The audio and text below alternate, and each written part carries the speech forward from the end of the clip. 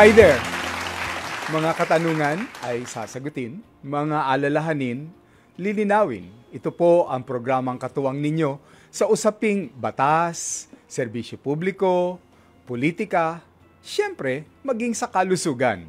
Ito man ay pisikal o espiritual. Ako po si Dr. Edwin Bien, pansamantalang humahaliliya sa kapartner natin na si Ms. Cheryl Cosin dito sa Sagot Kita. Tayo po ay napapakinggan nyo sa 105.9 dito sa Mega Manila. Sa Davao naman ay 105.7.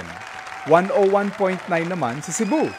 101.5 sa Cagayan de Oro at 99.9 sa Ormoc. At syempre, 107.9 sa Tacloban. Bukod po kasi sa radyo, live din po tayo sa True TV Signal Channel 19. Ulitin ko po, Signal Channel 19. Ayan.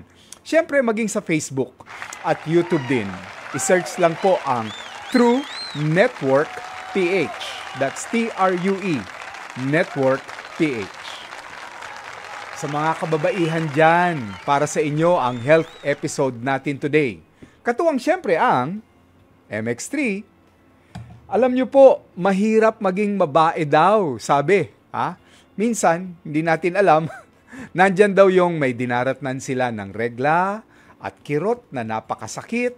Yung iba, dumaraan naman sa hirap ng panganganak na ang sabi nila, kalahati daw ng kanilang paa ay nasa hukay na.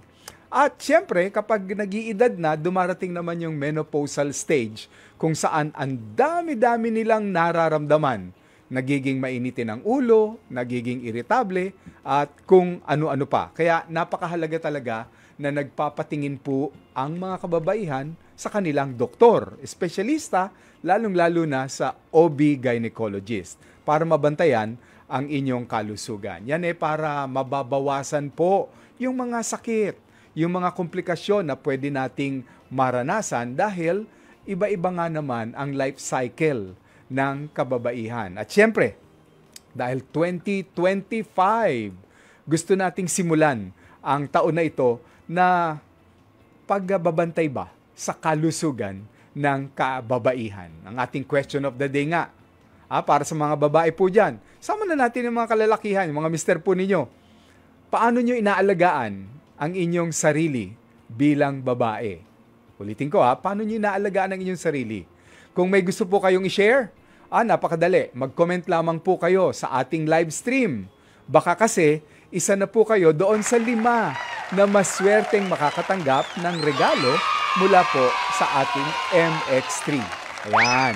Yung MX3 po na kapsula ay tested and proven. Nakakatulong ito para makaiwas sa pain and discomfort. Siyempre, kasama na roon ang proper diet at ang ating healthy lifestyle. Kung maaari, pakita muna natin direct yung matatanggap nila. Ayan po, isipin nyo, matatanggap po ninyo at ikakatok sa inyong pintuan kung kayo ay tatawag at sasali sa ating usapan. Ang paborito po ng lahat, yung ating MX3 Coffee Mix, kasi nanasidik. Hindi nagpapataas ng blood pressure dahil to ay sugar-free, hindi nagpapataas ng inyong blood sugar.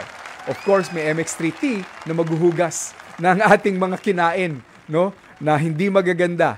And of course, 2 doon ang ating capsule. Yung MX3 500mg capsule, which is 60 capsules in 1 box, at MX3 Plus na 30 capsule in 1 box na nagtataglay ng dagdag na L-carnitine at saka coenzyme Q10. And syempre, may kasama po yung Holy Bible para hindi lamang pisikal ang ating inaalagaan, pati na rin ang inyong spiritual. Kuha po ninyo, napakaganda naalagaan natin ang katawan sa pamamagitan ng tamang nutrisyon. Dahil let's be honest, hindi naman natin nakakain na sa ngayon yung mga masusustansyang pagkain dahil busy-busy tayo. At ang kinakain natin kung ano ang available sa labas o kaya usually junk food tayo. So mabuti na rin na meron tayong sustansya at nakita ko po iyon sa tulad nito na balat ng mangustin. Imagine niyo, all Filipino product, ito ngayon ay hinihirang sa iba't ibang bansa.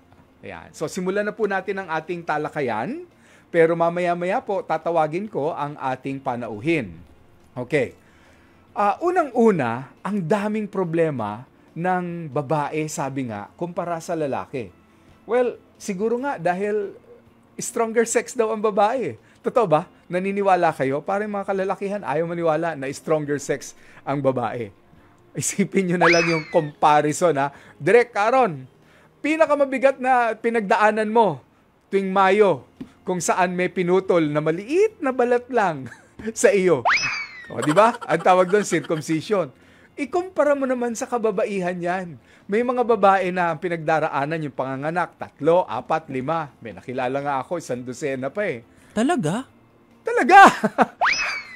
Natural or normal delivery, normal vaginal delivery. Spontaneous yun. Alam mo bang hinihiwa yun?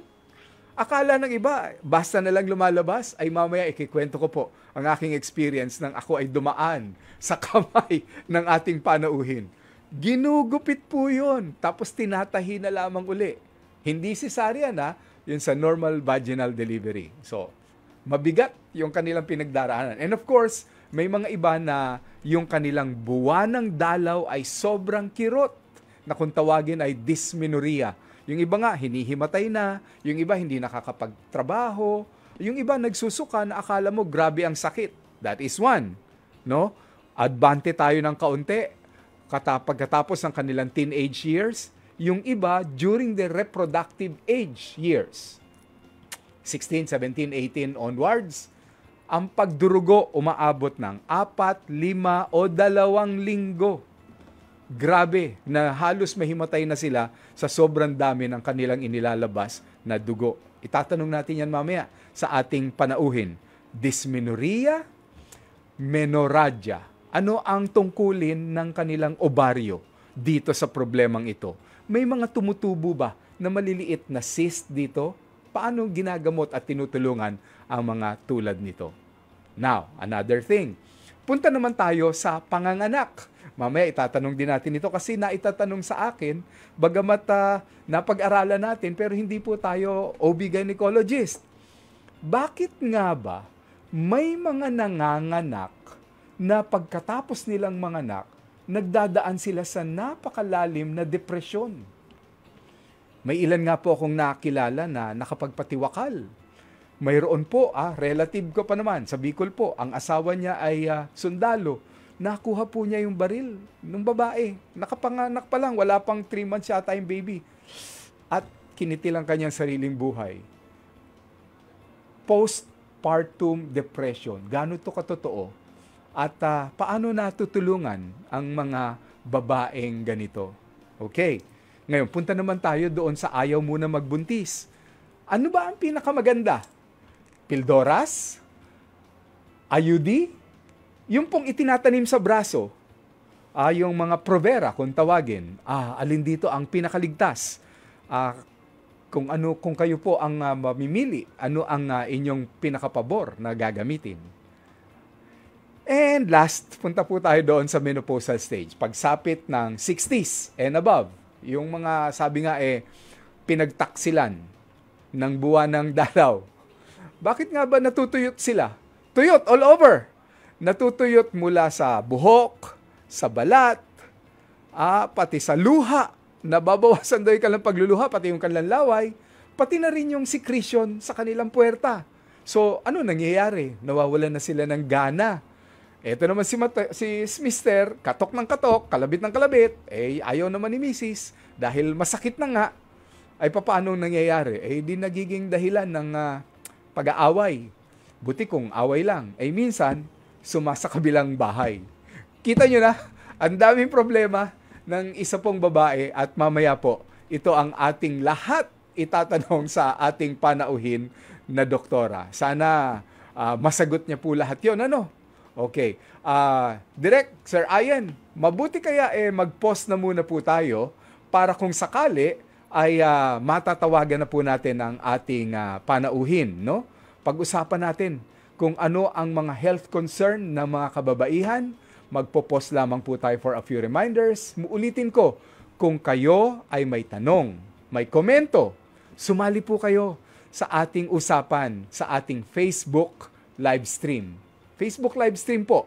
Huwag po kayong bibitiw dahil baka isa po sa inyo ang mananalo ng ating MX3 gift pack at magbabalik po ang programang Sagot Kita. Katuwang siyempre ang MX3.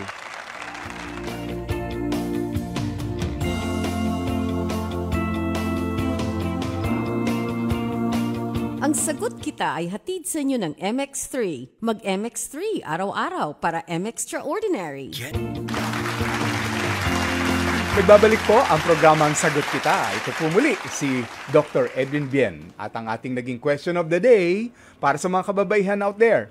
Paano nyo pinangangalagaan ang inyong sarili? Siyempre, nandito na po ang ating panauhin pagdating sa health and wellness. A journey to promote women's wellness ang kanya pong forte. Maikwento ko lang po sandali, naging residente ko po siya sa Makati Medical Center. And that's a very, very long time ago. More than 30 years ago. Isa sa mga pinakamahusay na residente ng Makati Medical Center. At naaalala ko po, abay, cute na cute din po siya. Napa-under po ako sa kanila nung duty po kami under OB Gynecology. At marami pong natutunan ang inyong lingkod. Kasama na rin ng aking mga co-interns at naging inaanak nga po niya ang ilan doon. Napakabait po niya. Si Doktora Annabel Nabi Aherera. Alam niyo kung bakit nag-intro muna ako bago niyo panoorin tong video na to? Doktora, kung naririnig mo ako, natatandaan kitang mabuti dahil binigyan mo ako ng demerit during my tour diyan po sa departamento nyo. Kasalanan ko rin naman. Maikwento ko, alam niyo po kasi nagpapaanak na po kami at that time. Yung na-assist ko po, ang tawag sa kanya Gravida 10. 10 na yung kanyang naging anak, normal delivery. Pag higa po niya, biglang sumirit. Yung kanyang panubigan, tinamaan ako sa mukha. Abay, sumunog kagad yung bata. Hindi ko nasalo. Napunta siya doon sa bowl, sa ilalim. Direk Aaron, yung patunog mo dyan. Di tumunog yung bata. Kinuha ko na lang siya doon sa bowl. At doon nakita po ako ng ibang mga kasamahan ko po. At ako ay na-report. Ayun, ako ay nakatanggap ng I think 1 linggong repeat service. So, hindi ko malimutan ang aking residente pong ito na napakabait. At panoorin naman natin ang kanyang introduction dahil siya na ngayon ang chairman o chairperson ng Department ng OB Gynecology sa Makati Medical Center. Please, let's watch this.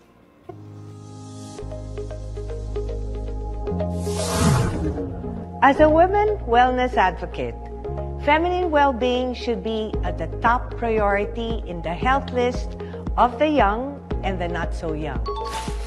This is a full woman's life cycle that she goes through each phase, carrying a certain experience. So each one of us must be mindful and fully understand the complexities of the life cycle from infancy, childhood, adulthood, pregnancy, childbirth, pre- and postmenopausal and geriatric phases. Can you identify where you are in this life cycle? What is your story? Wow, napakaganda naman po. So, let us welcome, before natin tawagin si Doktora, ipakita naman natin yung kanyang poster, My Journey to Promote Women's Wellness. Pwede ba, Direk? Ayan. Okay. So, kita nyo naman how pretty ang ating chairperson ngayon. Let us welcome Doktora Nabi Aherera. Hello, Doktora. Doktora Nabi? Doktora Nabi? I know you're very busy. I'm fine. Hi. Parang kayo. Okay. Pinakita natin yung video po ninyo, Doktora Nabi. May I call you Doktora Nabi, ha? Kasi yun ang term of endearment namin dati sa iyo, eh. Sure, anytime. Baka gusto mo, Doktora Ada. Yan ang aking pangalan ngayon. Doktora Ada? Yeah, but it's actually okay lang, Nabi. Because okay. Doktora Ada is my... Yeah, just call me Nabi. No problem. O sige po, Doktora Ada, what is this, My Journey to Promote Women's Wellness? Ano po itong advokasya dito? Okay. when I turned 60, of course, I'm telling you my age na. No? What? Really? So when I turned 60, I thought I needed to pay forward. I've been blessed with a good OBGYN career. And I've encompassed, as you showed the video, diba? Opo. The life cycle of a woman. So I wanted to increase awareness and make sure that feminine wellness will be in the top priority list in a woman's life. Kasi napapabayaan yan. Ang daming mga experiences, both personal, intimate, na experience ng mga babae, and they have no awareness of what's happening, okay, to their bodies. And alam mo yon, you cannot just talk about anything under the sun, kasi especially when it comes to intimate personal wellness, diba? So, established this Herrera Wellness Group in 2018. And 2018. So, this has been moving on. Ang purpose ko dito is to be a catalyst and to empower women to be what they're supposed to be and to achieve three things: wellness, health, and happiness.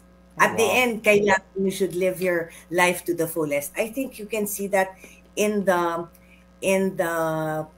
video that I showed. So, yun wellness na gusto kong i-achieve. Increase awareness.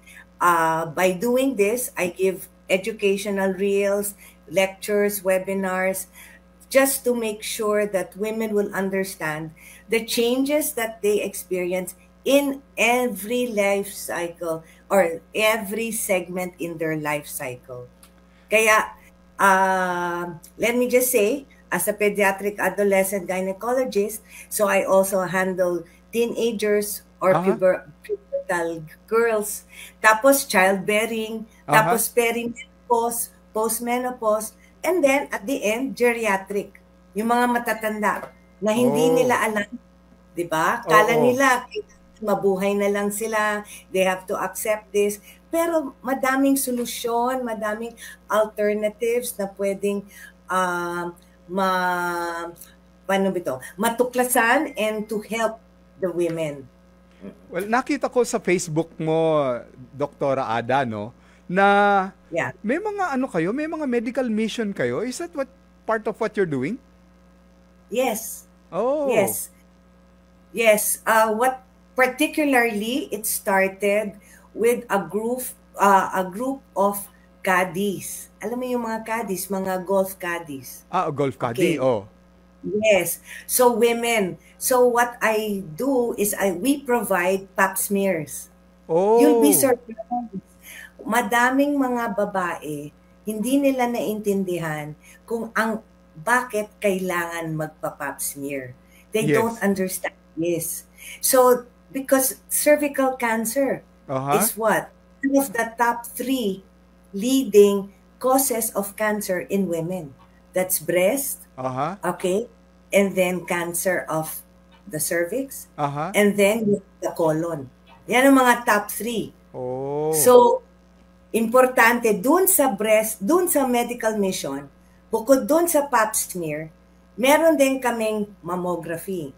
Meron din bone densitometry.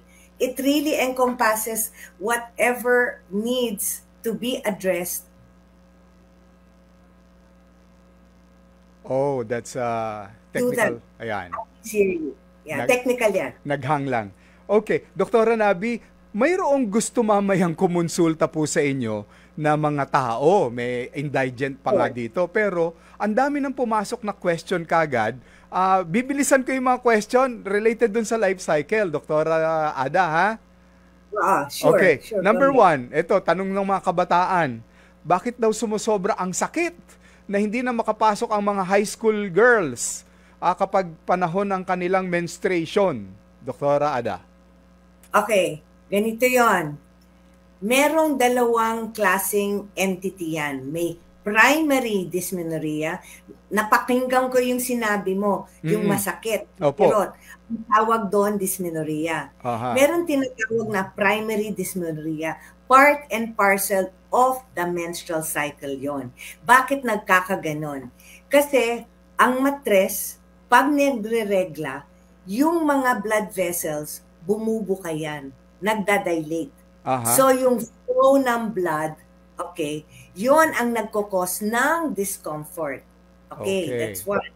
Number 2, namamaga, may congestion, yung likod ng matres, yung mga blood vessels. There is an inflammatory process that also goes together pag nagme-mens. Kaya sumasakit ang puson. Okay, that's a primary dysmenorrhea. Yung tinatawag na secondary dysmenorrhea, may problema ang matres. Okay, pwedeng yung tinatawag na endometriosis. Ano ba ibig sabihin nito? Na tuwing nagre-regla ang isang babae, imbis na lahat ng dugo lumalabas sa matres from the uterus, ay bumabalik. Pag bumabalik sa matres, naiipon at naiipit yung mga natitirang dugo sa muscle layer. Kaya ang matres kumakapal. So tuwing nag-empty siya, sumasakit ang puson. Yun ang secondary dysmenorrhea. Okay? Dr. Ada, okay. Mayroong pumasok kasi na bagong question uli rito. Sige. Okay lang po ba? Dr. Ada, itong next question daw. Alam ko, ang daming yung gustong ipaliwanag dyan sa matres, no? Ito naman, reproductive age na siya. Siya daw ay gumagamit ngayon, reproductive age na siya. Binigyan daw siya ng Depo-Provera ba o Provera. Bakit daw yung mens niya umaabot ng 2 linggo? Pagkatapos siyang binigyan ng Depo-Provera or kaya siya binigyan ng Depo-Provera dahil pagkatapos daw po, yun ang kanilang napiling contraception. Okay. Ganito yon. Kung Depo-Provera ang contraception niya, para hindi siya mabuntis, ang Depo-Provera, binibigay yan every 12 weeks. Okay? So, kung regular ang pag-inom niya, or pag injection niya every 3 months, or that's 12 weeks, dapat hindi na siya nagre-regla. Pero kung nag-Depo-Provera siya, at nire-regla pa rin siya, may diferensya. Kailangan magpatingin siya. Okay. Ayun. Yan, magpatingin daw po kayo. Yun ang payo ni Doktora Ada. Ngayon, Doktora Ada, may gustong isang pumasok na kakilala po kayo dahil syempre sikat si Doktora Herrera. May gusto namang itanong po sa inyo. Ito ay related daw sa kanyang matris na may parang tumutubo doon. Let us welcome Miss Sarne. Are you there? Hi. Ayun. We have Doktora Ada Herrera here. Please go ahead with your question. Hello. Yes, I'm so excited. Nako, alam mo, ang problema ng mga medyo nasa mature age na. Sabi nila, bakit ganoon? Nagkakaroon kami ng mga pangangate at saka yung pag-dry. Bakit nagkakaroon ng ganong pangyayari? At meron bang solusyon doon? Dry na daw siya, Doktora. Ay, hindi sinabi lang ng kapitbahay ko, Dok. Bakit? Hindi ko maintindihan. Bakit daw sa pag-iedad nila, nagda-dry na daw siya? Ayun, nagda-dry tapos kumakate. Ayun, nahihiya siyang sabihin na siya yon. Okay, simple lang yan. Simple. Okay. Pag nag-menopause na, sige, let's say, tandaan natin, okay, nakikita ba nito?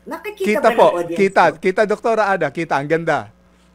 Okay, nakikita to, no? Opo. Okay, ito ang matres, ito ang modelo ng matres. Okay. Ito ang tinatawag na bahay bata. Opo. Okay. So, lahat ng nakikita nyo dyan, yan ang mga myoma, yan yung parang polyp, ito yung sinasabi ko kanina na pag nagre-regla, bumabalik ang dugo, adenomyosis. Okay. Ito ang fallopian tube. Opo. At ito ang ovaryo. Okay. Ano ba ang pinaka-importanting role ng ovaryo? Siya ang nagbibigay ng hormones, female hormones sa atin. Mhm. Okay. Ang unang hormone ay estrogen. Okay. Ano ba ang ginagawa ng estrogen? Para maintindihan ng mga kababaihan na nakikinig sa atin. Opo. Dalawa ang purpose niyan. Ang estrogen, pinapakapal yung lining ng matres. Tandaan natin, walang ibang role ang matres kung hindi ikarga ang isang pagbubuntis. Aha. Kung hindi nabuntis, nagre-regla yan. Nilalabas niya yung mga natitirang laman dyan at magiging dugo.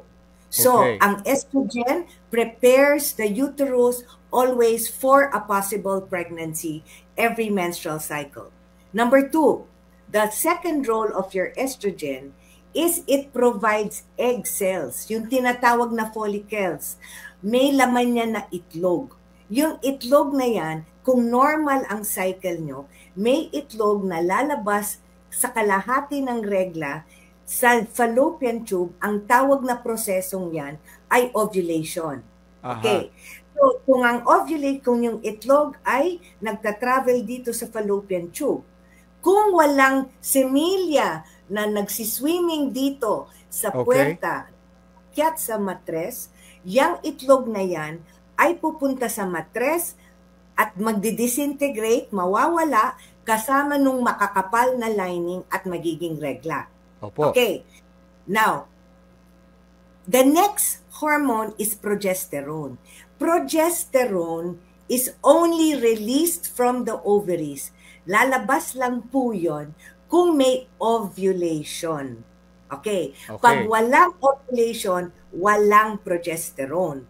Kaya paminsan, ang mga babae, alam na natin, pag nag-i-irregular ang regla, dumalakas, dumadalas, baka ang unang-unang iniisip ay hormonal imbalance. Walang balanse ang estrogen at saka progesterone. Okay, balik tayo dun sa question or yung concern ng ating kaibigan. Opo. Nagda-drive. Okay, so, pag ang babae nasa perimenopause na stage, ibig sabihin nun, hindi pa minsan lumalabas ang estrogen, progesterone sa kanyang ovaryo, nag-i-irregular ang balance, tapos ang nangyayari, nagiging menopausic na. Anong ibig sabihin nun? Hindi na nagre-regla. So sa makatwid, kung hindi na nagre-regla, what happens? Wala nang, okay, nag-retire na ang ovaryo.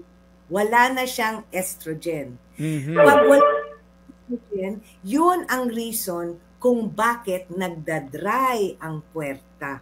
Yun. So, walang estrogen, okay, nangangati din kasi nanunuyo. Tandaan natin, tatlo ang importanteng factors para yung puwerta natin ay maging healthy. Number 1, estrogen is important to maintain the structure and to maintain the status. Ang ibig sabihin ng status, may moisture, may wetness, walang dryness, and to prevent mga bacteria or discharges. So that's number 1, estrogen. Number 2, ang pinaka-importante ay yung pH ng vagina. Why? pH. Kailangan acidic ang pH ng vagina natin. Oh. Okay. To be acidic. Anywhere from 3.8 to 4.2. And number 3, meron tayong tinatawag na lactobacilli na currently and naturally occurring sa puwerta. So, kung kulang ang estrogen natin sa ating puwerta, pati yung lactobacilli na nagkukulang din yan, yung pH na kailangan naging acidic, alright, nagiging alkaline, So, ang nangyayari dyan, nawala na ngayon yung estrogen levels mo, absent na siya, yung pH ng puwerta ay hindi na acidic, mangangati. Okay? Ayun. Importante din. Yung nababanggit mo lagi yung pH, ano, may mga babae na ang ginagamit po nilang panghugas ng puwerta nila, yung napakatatapang na sabong panlaba, di ba ang taas-taas ng pH nun? Masama po ba yun? Di ba? Buti na tanong mo. Opo. Yan. Correct. Okay. Kailangan acidic, ha? I have to emphasize this. Because there are many commercially, produced feminine washes. Kailangan importante, titingnan nyo, susuriin nyo, ano ba ang pH ng inyong ginagamit na panghugas. Yun. Alam mo, bago lumabas yung mga, all these other feminine washes, Opo. ano ba ang ginagamit ng mga matatanda? Ano daw? Lola ko. Ano daw? Ano? Aywan ko po. Tubig? Ano daw? Hindi. Hindi tubig? Suka. Suka! Suka! Ang ginagamit nila okay. ay suka. Bakit? Acidic ang suka eh. So maglalagay sila ng konting suka, lalagay lang sa tabo, o di yung panghugas. That will prevent also yung mga bacteria. Naging uso na lang yung mga feminine wash. Yun. Yeah. So, okay ka na? Okay ka na, Miss Sarne? Yung sukang lambanog o sukang tuba, yun, maganda yun. Iloko. Sukang Iloko. Doktora, meron bang may isang emergency caller dito, Doktora? Alam mo, biglang ang dami mong tawag. Sige, Doc. Thank you so okay, much. maraming salamat, Miss Sarne. Suka ang solusyon po sa inyong problema. But Miss Sarne, soon you will be able to hear from me because a feminine wash that I formulated will come out soon. Oh, It yeah. is actually, the pH is acidic. Yan. Okay. Ipakita nyo rin sa akin yan, Doktora. Ha? Doktora Ada. We have another caller. Right now, we have Edith Dabu. Gusto rin kumonsulta, Doktora Ada, if you don't mind, ha?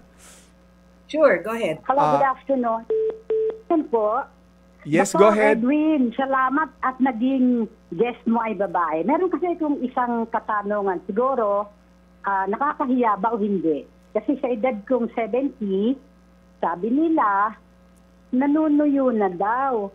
Mula po, nag-asawa po kasi ng pangalawa, 60. Pero, sabi niya sa akin, hindi pa ako dry. Hanggang mawala siya, sabi niya, ano bang ginagamit mo? Sabi ko, wala. Kahit kailan, hindi po kami gumamit ng anumang, ano yung tawag doon? Basta yung pagtanggal ng dry. Siguro, tama yung ginagawa ko. Kasi po, tama yung sabi ni Doktora, yung tubig na panghugas ko, nilalagyan ko po ng 1 kutsarang suka o 2 kutsara. Kasi narinig ko po yan sa isang guest sa radyo na dapat daw ang panghugas, lagyan ng suka. Anong katanungan nyo, Ma'am Edith? Anong question nyo? Hindi ba, ano kaya baka may sakit po ba ako o wala? Bakit kasi hindi pa sabi ni... Yun. Hindi naman po ako ganun. Ano pong tama ba yun o may sakit ako? Doktora Ada, ito related, 70 years old. Hindi pa raw siya nagda-dry. Gamit nga niya yung payo mo na suka. Dagdagan ko yung katanungan niya. Intimate relationship, Doktora. Pwede pa ba yung mga 70 na nakikipagsiping sa kanilang asawa? Perfect. Anong perfect? Perfect. Tingnan mo. Kaya siya masaya. Masaya kasi siya. Okay. That's why wala siyang nararamdaman na masakit pag nakikipagtalik siya. Hindi siya dry. Kasi she's enjoying it. So lucky for her. Swerte ho siya. Continue what you're doing po. Ayun. Kasi kung meron ho kayo talagang dryness, katulad po nung ibang mga babae po dyan, or yung talagang feeling nila na ay, miski na anong gawin nila dry, meron hong solusyon. Meron hong tinatawag na estrogen cream na pwedeng ilagay sa puwerta. Parati hong may solusyon po tayo sa bawat concern ng mga babae. There's always a healthy option and healthy solution. Congratulations po na wala ho kayong problema. Dahil ho siguro masaya ho kayo. Happy po kayo. Yun ang pinaka-importante. Continue what you're doing. Oh, thank you very much. Pero isa pang tatanong ko, Doktora. Tama ba sa pagbe-breakfast ng isang katulad ko is vegetable, at saka yung gatas, and then prutas, halimbawa, insaladang any kind of green leafy vegetable. Kasi hindi po ako, sa totoo lang po, mula po nung hindi po ako nagdagdag ng timbang. Lagi akong 49 ang timbang ko lang. Kahit nanganak na po ako, hindi ako tumaba. Tama po ba yung ginagawa ko? Alam ho nyo, di ba meron hong sinasabi sa English, pag hindi ho sira, wag hong aayusin. If it ain't broke, you don't have to fix it. So if it works for you, that's fine.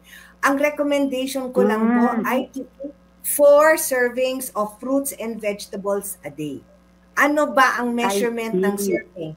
Isang palm, isang palad. 1 serving is 1 palm size. So you only need 4 or 5 servings a day. Tumatawag po sa inyo, pakisagot. Tumatawag sa inyo. Ganun po ba? Ayun lang ang concern ko, Dr. Edwin and Doktora. Thank you very, very much. You're welcome po. Opo. Keep happy. Opo. Keep happy.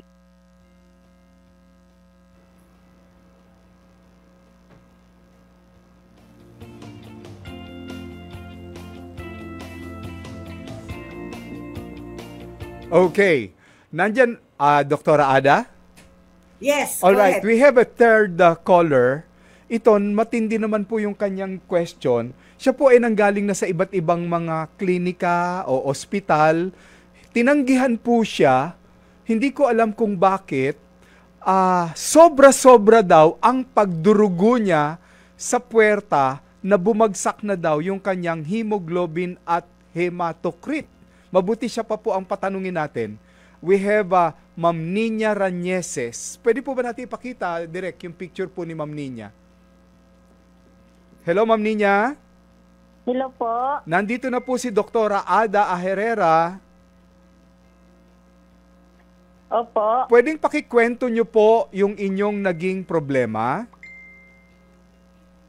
Ay, ano po kasi, nung last, itong December lang po, nag-umpisa po yung akala ko po kasi monthly period po. Tapos yun, nagtuloy-tuloy na po hanggang ngayon.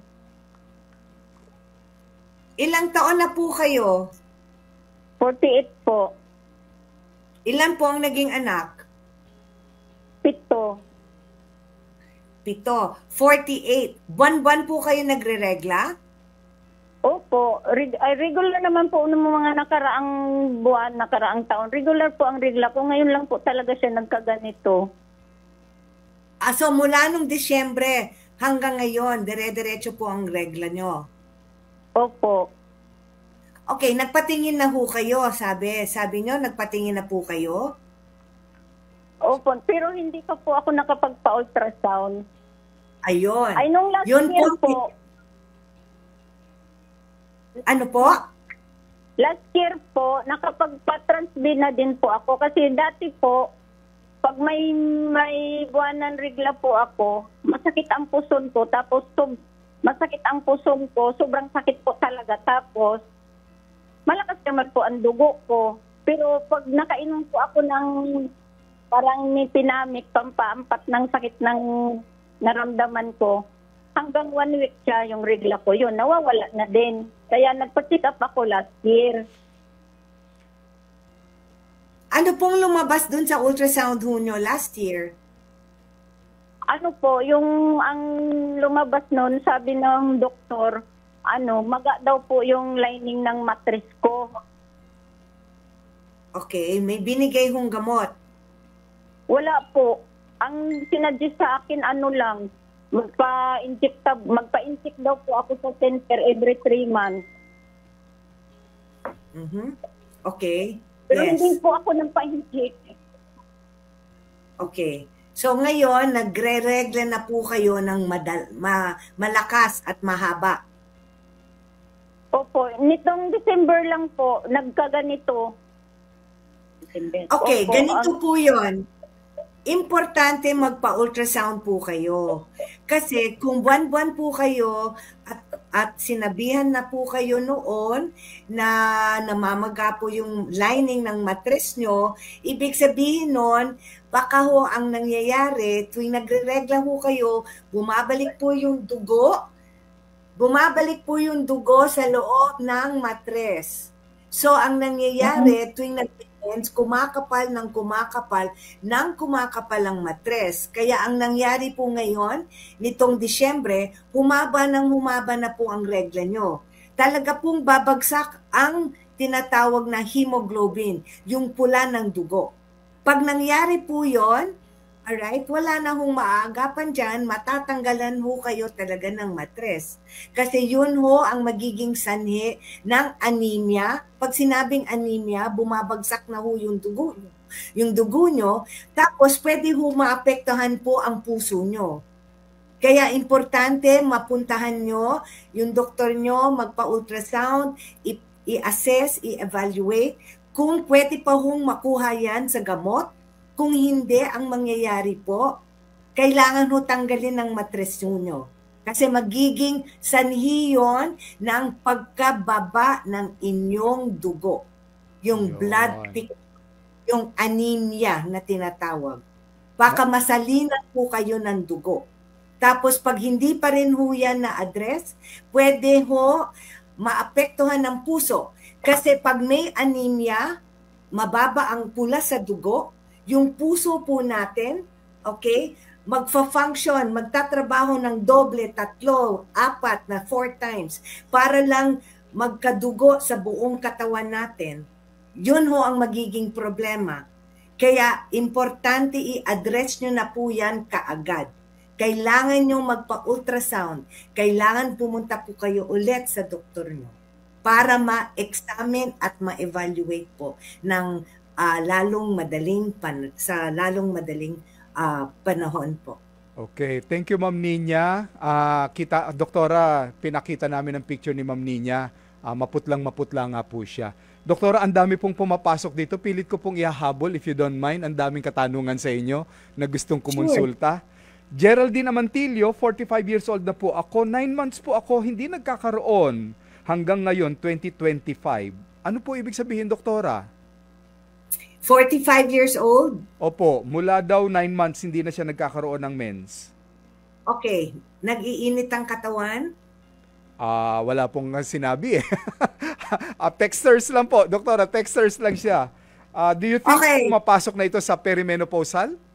Yes. Yes, she's 45. She's 45 years old. Perimenopause can start as early as 40 years old up to about 55 years old. So she's 45. Opo. Number 2, okay, she does not have periods for 9 months. Okay. 9. Anybody, basta 6 months to 12 months na walang regla, considered menopausic. Ayun, menopausal na po kayo, Ma'am Geraldine. Next question, Doktora Ada. Mary Jane Perales. Ang aking nararamdaman po, sumisikip ang aking dibdib kapag buwan ng dalaw at hindi daw siya makahinga, gusto na lang daw niyang umiyak. Ilan taon? Walang sinulat, Doktora. Gusto niyang umiyak, masikip ang kanyang dibdib kapag dumarating ang kanyang mens. Okay, well, baka meron siyang pinagdadaanan. But it could be hormonal in nature. Bagsak talaga ang levels ng estrogen pag nagre-regla.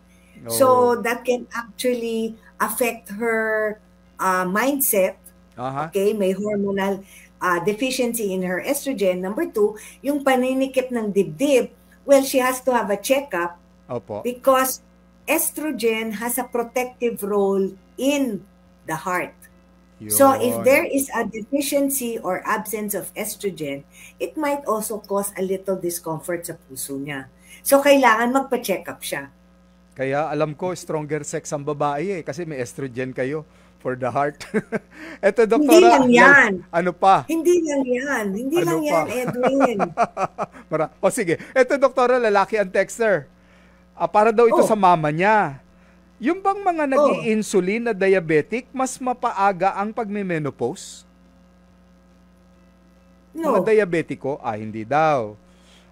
Ito po, doktora, si Soli Del Rosario. Kasama daw ba sa pagme-menopause yung nalalagas ang buhok? Yes. Yes. Ito pa, si Lee Ana.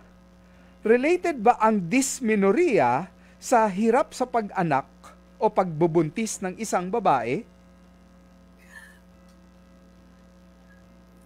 Yes and no. Sige, doktora, please tell us more. Okay. Yes, sometimes, okay. Ang matres, pag nakaupo tayo, ayan may model na naman May ako. May model, okay, nice. Okay, yan mo model. Side view to. Ito ang matres. Ito ang fallopian tube, ovaries. Ito ang vaginal canal. Ito ang kwelyo ng matres. Okay. Okay, ito yung puerta. Okay, sideways to. Opo. Ito yung bladder. Okay. Look at the position of the uterus. Asan? Nasa likod. Okay, the position of the uterus is forward. Facing forward. Okay. So, yung mga usual na retroverted ang matres, nakabaluktot. Iba yung mababa, Iba ang mababa sa nakabaluktot. Yun. Okay. Pag nakabaluktot, remember what I said, merong mga nakabaluktot yan na matres, pag nagme-mens, imbis na lahat ng dugo lumalabas, bumabalik sa matres. That can cause dysmenorrhea. And sometimes, alright, it may be associated with difficulty in getting pregnant. Because it is not in the anteverted position. Pero may lunas dyan, Edwin. Lahat may lunas? Yes, yeah. I told you. May lunas yan. Doktora, pag nakipagtalik, ibang posisyon. Aba, yung sasabit sa chandelier. Doktora Ada Aherrera, napakarami pa rito. Kulang na tayo ng oras. May naipangako ka sa akin dati. Hindi pala dati, kailan lang. Na magla-live kang pumunta na lang dito sa studio. Kasi hindi ko kayang basahin lahat ng katanungan. Any last word? Doktora Ada Aherrera, ang chief po natin sa Makati Medical Center, Department of OB-Gynecology. Hindi ako chief. Ikaw ang aking bossing. Noon yun. Ngayon hindi. No. I just love what I'm doing. Wellness advocate ako. Meron lang ako sasabihin sa mga kababaihan Sige dyan. Po. Bakit malakas ang dugo ng babae? Mm-hmm. Tandaan natin hindi lang dahil sa estrogen. Maswerte tayo kasi binigyan tayo ng dalawang mukha ng Diyos. We have two faces. One up for the whole world to see and another face down under. Okay? That is intimate and personal. Okay. Lahat tayo gusto natin magpaganda, maganda ang mga muka, pero nakakalimutan natin yung mukha natin sa baba tumatanda rin. So, kayo dyan, tingnan nyo kung anong itsura ng mga mukha nyo dyan sa baba. Kailangan kasing masaya ng mukha nyo sa taas. Now, kung malungkot dyan, may lunas po yan. Yan yung mga pangangate, mabigat, ganito, etc. Kailangan i-address nyo yan. Tandaan nyo, there's always an option. Hindi pwedeng sabihin nyo, tumatanda na tayo. No, age is only a number. Number lang po yan. Kailangan i-accept natin na bumabata tayo, tumatanda.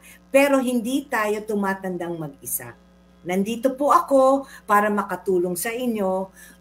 Puntahan nyo rin yung inyong mga doktor, yung mga OBGYN. Pag may concern kayo, may doktor kayo, kausapin nyo sila para mabigyan po kayo ng lunas or option para ma-address ang inyong concern. Number 2, kailangan aware kayo kung anong nangyayari sa katawan nyo. At pangatlo, tandaan nyo, yung mga nararamdaman nyo, way of life po yan. Para lang ho tayo tumibay. Pag tumatanda tayo, kailangan, okay, remember AGE, accept, let go. Pag sinabing let go, tandaan natin, yung mga na-experience natin, bago po yan. Miski na sabihin natin tumatanda tayo na ang dami nating hot flashes, kailangan lang natin to go through it. Okay? Walang